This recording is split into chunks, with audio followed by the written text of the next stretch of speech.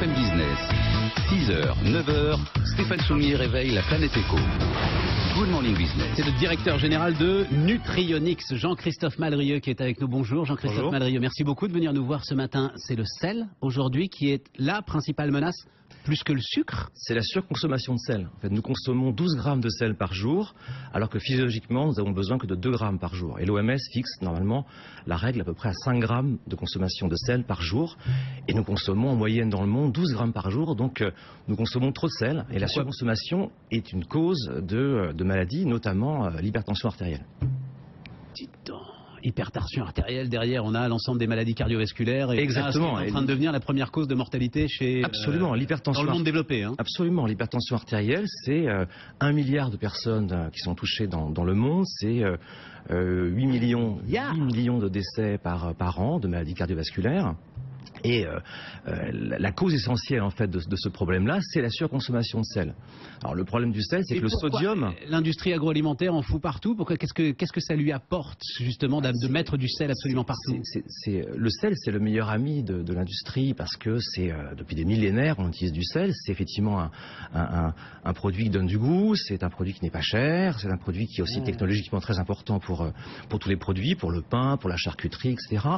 Mais vous voulez dire que ces réactions chimiques sont aujourd'hui importantes pour lier un certain nombre d'aliments, absolument, pour constituer un certain nombre d'aliments. C'est un aliment qui est indispensable. Il ne faut pas ne pas consommer de sel. Il faut un peu de sel. Ça, on est d'accord. On consomme trop que le problème survient. Et effectivement, aujourd'hui, en fait, il faut pouvoir limiter la consommation de sel dans l'industrie agroalimentaire.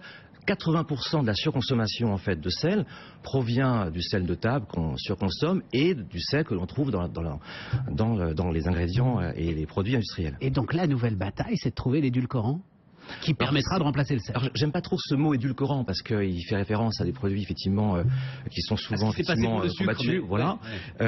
Nous proposons effectivement de remplacer le sel par des minéraux qui sont des minéraux salants sans sodium. Le problème du sodium, c'est qu'en fait le corps l'élimine mal et il faut rééquilibrer avec d'autres minéraux qui sont d'ailleurs plus facilement éliminés par le corps, comme par exemple le calcium, le potassium, le magnésium. Et notre savoir-faire, en fait, développé depuis 4 ans maintenant, c'est de mélanger ensemble ces minéraux de façon complexe pour pouvoir, en fait, remplacer le sel par des minéraux qui salent, mais sans sodium, donc qui sont bons pour la santé. Et c'est ce fameux sodium qui va créer derrière l'hypertension artérielle et l'ensemble des problèmes cardiaques qu'on peut avoir. Le sodium, absolument, est la cause principale de l'hypertension artérielle aujourd'hui. Et dans le monde, l'OMS a décidé effectivement de faire baisser cette surconsommation de sel de 12 grammes par jour à 5 grammes par jour. Donc 60% de baisse dans les 10 ans qui viennent, ce qui ouvre en fait un marché très important au niveau international de remplacement du sel par d'autres choses, par des minéraux salants sans sodium, par des arômes. Alors c'est le combat. Attendez, parce qu'il faut y aller sur le combat de Nutrionix justement. Oui. Les enjeux tels que vous venez nous les décrire là. Oui. Sont à ce point considérables. Enfin, je n'imagine pas une seconde que, je sais pas moi, Dow Chemical soit pas en ce moment en train d'avoir les mêmes réflexions et de chercher là avec ses 50 milliards de dollars de chiffre d'affaires. Nutrionix. Quand même pas 50 milliards, un petit peu moins. Dow Chemical, un peu moins. Non, je parlais de Dow Chemical. Ah oui, ben vous y arriverez aux 50 milliards. Absolument. Et c'est ça, vous êtes une start-up.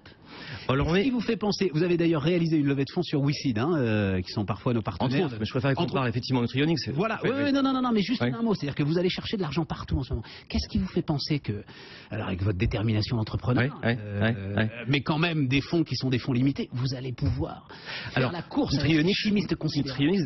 D'abord, c'est effectivement des partenaires, des actionnaires effectivement très importants. On a ces Venture Capital Partners effectivement derrière nous, des assurances comme Cham Investissement également. Des gens sérieux. Des gens sérieux. Tout à fait. Ils sont derrière depuis des années, absolument.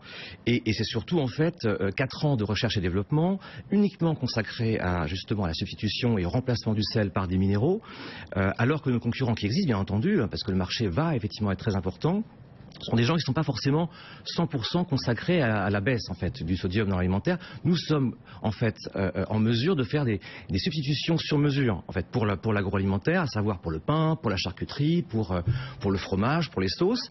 Et ça, c'est un savoir-faire assez particulier en fait qui a mis du temps à être mis au point et que nous exportons maintenant au Brésil.